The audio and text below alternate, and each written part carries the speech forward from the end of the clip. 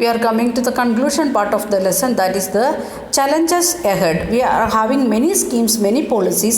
Then what are challenges we want to face in the coming days? Poverty has certainly declined in India, but despite the progress, poverty reduction remains in India's most compelling challenge. Even though we are progressing and the poverty level it is reducing, then also it is a big challenge in front of us. Wide disparities in poverty are visible between rural and urban areas and among different states also. We can see that we have seen that what we can say disparity between different states. In the state differences we have seen the poverty. At the same time, rural and urban scenario also we have seen.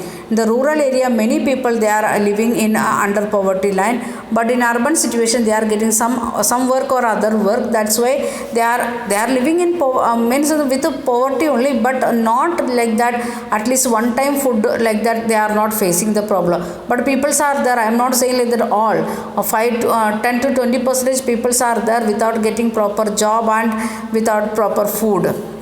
Okay, certain social and economical groups are more vulnerable to poverty. We have discussed that vulnerable group, and we know SC, ST and elderly people, children or women in the family, there are more chances to get face the poverty problem. Poverty reduction is expected to make better progress in the next 10 to 15 years.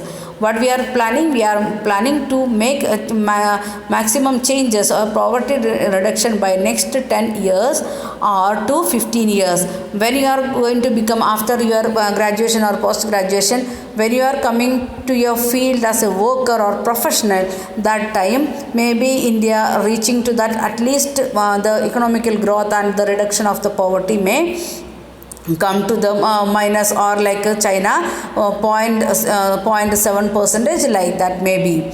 Okay, then next one. This would be possible mainly due to higher economical growth, increasing stress on universal free elementary education, declining population growth, increasing empowerment of women and the economical weaker sections of the society. How we can how we can reach in the situation of very less poor people? Many ways it is discussing here. First one, it is high economical growth. We want to develop our it may be industry or it may be agriculture. We should get the maximum development in that area. Second one, increasing stress on universal elementary free education. We should get the education free and compulsory. That also it should be universal, not for this group and that group, for everyone. The next one, declining the population growth. The overpopulation rate should reduce day by day. Then also we can solve some of the poverty problem of our country. The next one, increasing empowerment of women and the economically weaker section. We want to conduct the empowerment program, awareness program for ladies as well as the weaker sections of the society. Then the official definition of poverty, however, captured only a limited part of what poverty really means to people. It is about a minimum subsistence level of subsistence level of living rather than a reasonable level of living. In the official definition, what we are saying like that, the poverty estimation, in that we studied about two types of poverty estimation. One is according to per capita income, one is according to calorie, mean money value as well as calorie way. That is only we are saying like that minimum sustainable level of living, not thinking like that reasonable one. Many scholars advocate that we must broaden the concept into human poverty. The poverty concept should become more broadened. Then only we can solve this problem very properly. A large number of people may have been able to feed themselves. A large number of the reasonable level of livelihood they are not getting. We are not thinking that one, but we want to make like that in a broad concept, concept of the human poverty. A large number of people may have been able to feed themselves. Many people they are able to feed themselves if they are getting some better employment opportunities. But do they have education or shelter or health care or job opportunity or self confidence? The people those who are having the food, they are getting food. Those who are living in slum like that or street side, they are getting food. Okay, are they getting education proper, at least primary education? No chance. For the shelter, that they don't have shelter, that's why they are living in street side or in the slums. Or health care, that is very poor in that slum area, or the people were the, even the village area, same condition we can see. Job opportunities in these days, the many people they was used to discuss like that 2 months 3 months we was sitting at home without any job. And job opportunity one thing, next one job security. Are they getting job security in the private sector? There is no job security. What about the government sector? Because of this corona, many people they are getting the compulsory duty, they can't take care about their family, like that situation. Job security is there, but the self security, that is the problem with the government workers now. Then, or self confidence, even though they are having all other things, education, health, everything is there, what about their self confidence? Are they free from caste and gender discrimination? In the society there is some other problems like discrimination, that is especially in India, caste and gender discrimination. Are they away from that, or they already solved that problem or not? Is the practice of child labor still common? It is there or not? Yes, it is there. We can see in many hotels children of 14 years 15 years they are working. Then even less than that they are working. Don't think like that it is happening only Mumbai, Delhi. No, even in Tamil Nadu we can see. Then worldwide experience shows that with development, the definition of what constitutes poverty also changes.